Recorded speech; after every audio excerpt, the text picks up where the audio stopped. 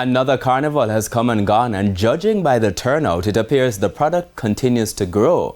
So too, the frustration from some Jamaicans who have reignited a debate about soca versus dancehall. Anthony Lugg has been covering Carnival in Jamaica 2025. Not too long ago in February, a street parade marked the end of Dancehall Week, mirroring what happens on the final day of Carnival in Jamaica.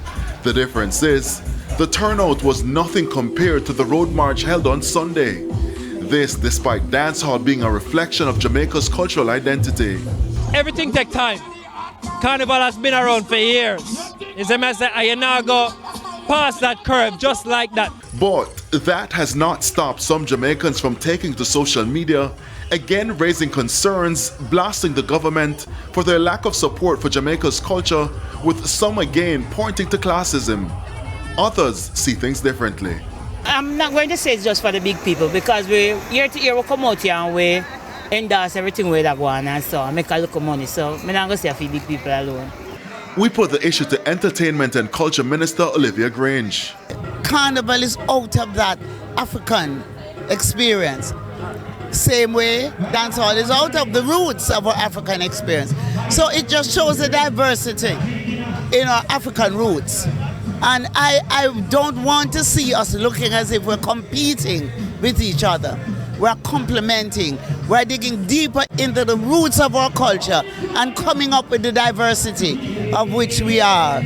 The turnout for Carnival in Jamaica 2025 has already seen the government boasting about the impact on the economy, with the outpouring of visitors filling hotel rooms from Kingston to Ocho Rios and St. Anne.